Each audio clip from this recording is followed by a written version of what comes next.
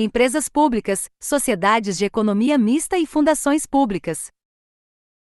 As empresas públicas e as sociedades de economia mista são entidades da administração indireta, criadas para permitir que o Estado atue na economia ou preste serviços públicos. Essa atuação encontra fundamento no artigo 173 da Constituição Federal, que autoriza a exploração direta de atividade econômica apenas quando necessária à segurança nacional ou ao relevante interesse coletivo. Em regra, a atividade econômica deve ser exercida pela iniciativa privada. O Estado só intervém de modo excepcional, e quando houver justificativa social ou estratégica. Essas entidades são conhecidas como empresas estatais e dividem-se em duas espécies, a empresa pública e a sociedade de economia mista. Ambas possuem personalidade jurídica de direito privado, autonomia administrativa e patrimonial, e sua criação depende de autorização legislativa. A efetiva existência jurídica começa com o registro de seu ato constitutivo no órgão competente. A empresa pública pode adotar qualquer forma jurídica admitida em direito e tem capital exclusivamente público. A sociedade de economia mista, por outro lado, obrigatoriamente se organiza sob a forma de sociedade anônima, e seu capital é misto, parte pública e parte privada, sendo que a maioria das ações com direito a voto deve pertencer ao poder público. Exemplos clássicos incluem a Caixa Econômica Federal como empresa pública e a Petrobras como sociedade de economia mista. O regime jurídico dessas entidades é híbrido, combinando regras de direito público e de direito privado. A natureza da atividade que desempenham define qual predominará. Se exploram atividade econômica, aplicam-se predominantemente normas de direito privado. Se prestam serviços públicos, prevalecem normas de direito público. Esse regime misto é conhecido como derrogação parcial. Parte das regras de um sistema é substituída pelas do outro, conforme a finalidade da entidade. As empresas estatais podem desenvolver duas formas principais de atividade: exploração de atividade econômica e prestação de serviço público. A exploração econômica é típica das sociedades de economia mista e visa concorrer no mercado, como fazem os bancos públicos ou empresas de energia. Já a prestação de serviços públicos, como ocorre com os Correios, aproxima essas entidades da administração pública em sentido estrito, exigindo a observância de princípios como a continuidade, a moralidade e a eficiência. Em regra, essas entidades não podem exercer atividades típicas de Estado, mas o Supremo Tribunal Federal admite exceções para aquelas que prestam serviços públicos próprios do Estado em regime não concorrencial. O regime jurídico híbrido implica várias consequências práticas. As empresas estatais devem realizar concurso público para contratar pessoal e observar princípios constitucionais como legalidade, impessoalidade e moralidade. Devem licitar, ainda que por rito próprio, conforme a Lei 13.303 de 2016, conhecida como Lei das Estatais. Devem também prestar contas aos tribunais de contas, pois o Supremo Tribunal Federal consolidou o entendimento de que essas entidades estão sujeitas ao controle externo, inclusive quanto à economicidade e legitimidade dos gastos públicos, conforme decidido no Mandado de Segurança 25.092. Os bens das empresas públicas e sociedades de economia mista são, em regra, bens privados. Por isso, não possuem as prerrogativas dos bens públicos, como impenhorabilidade e imprescritibilidade. Contudo, há uma exceção importante: quando esses bens estiverem afetados à prestação de serviços públicos, passam a gozar das mesmas garantias dos bens públicos, em razão do princípio da continuidade do serviço público. Assim, por exemplo, os bens dos Correios utilizados na entrega postal são impenhoráveis e protegidos contra usucapião, conforme entendimento do Supremo Tribunal Federal. A responsabilidade civil das empresas estatais varia conforme sua atividade. Se prestarem serviços públicos, aplicam-se as regras do direito público, com responsabilidade objetiva baseada na teoria do risco administrativo. Nesse caso, basta a comprovação do dano e do nexo causal. Se explorarem atividade econômica, aplicam-se as normas do direito privado e a responsabilidade será subjetiva, exigindo prova de culpa ou dolo.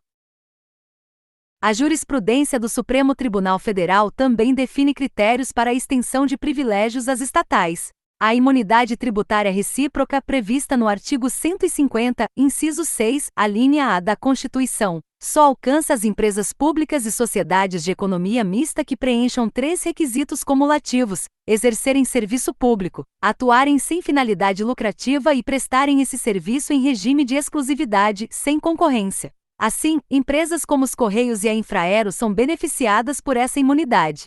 A Corte também reconheceu que as sociedades de economia mista prestadoras de serviço público não concorrencial estão sujeitas ao regime de precatórios e não podem ter seus bens penhorados conforme a arguição de descumprimento de preceito fundamental 275. Além disso, o Supremo declarou constitucional a delegação do poder de polícia a pessoas jurídicas de direito privado integrantes da administração indireta, desde que de capital majoritariamente público, prestadoras de serviço público próprio do Estado e em regime não concorrencial. Quanto ao foro judicial, há diferenças relevantes. As empresas públicas federais respondem na Justiça Federal, enquanto as estaduais e municipais se submetem à Justiça Estadual. Já as sociedades de economia mista, mesmo quando federais, em regra litigam na Justiça Estadual, salvo se a União for parte no processo, hipótese em que o foro será federal. Em relação às licitações e contratações, aplica-se prioritariamente a lei das estatais.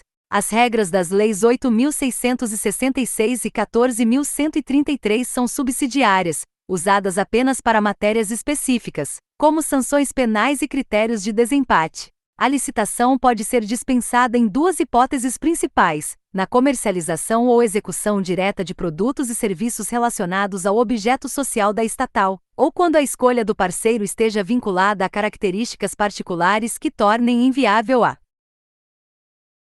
competição. Há também dispensa por baixo valor, até R$50 mil para compras e serviços, e até R$100 mil para obras e serviços de engenharia.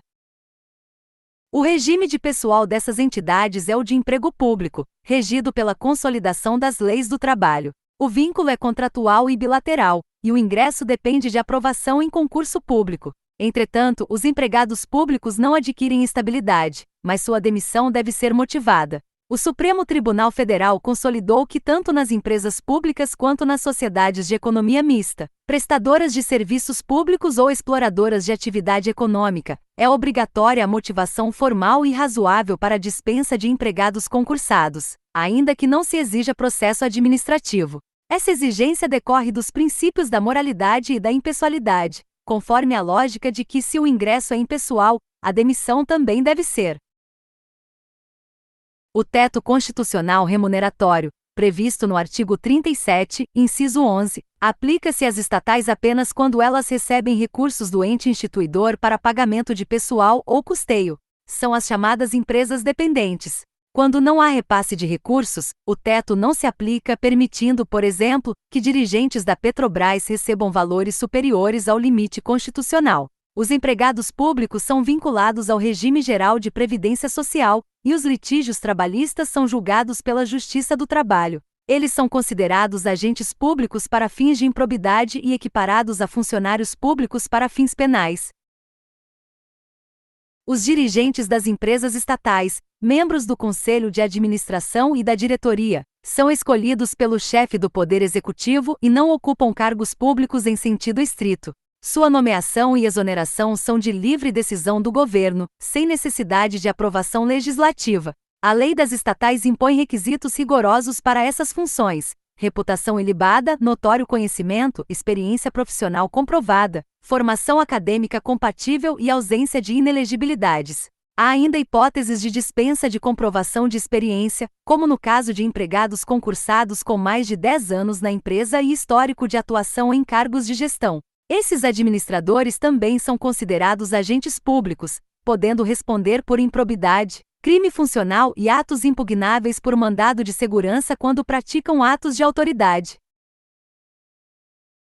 Por fim, as fundações públicas, também integrantes da administração indireta, dividem-se em fundações de direito público e de direito privado. As de direito público equiparam-se às autarquias, submetendo-se integralmente ao regime administrativo, enquanto as de direito privado seguem as regras civis, mas continuam sujeitas ao controle estatal e aos princípios constitucionais da administração pública.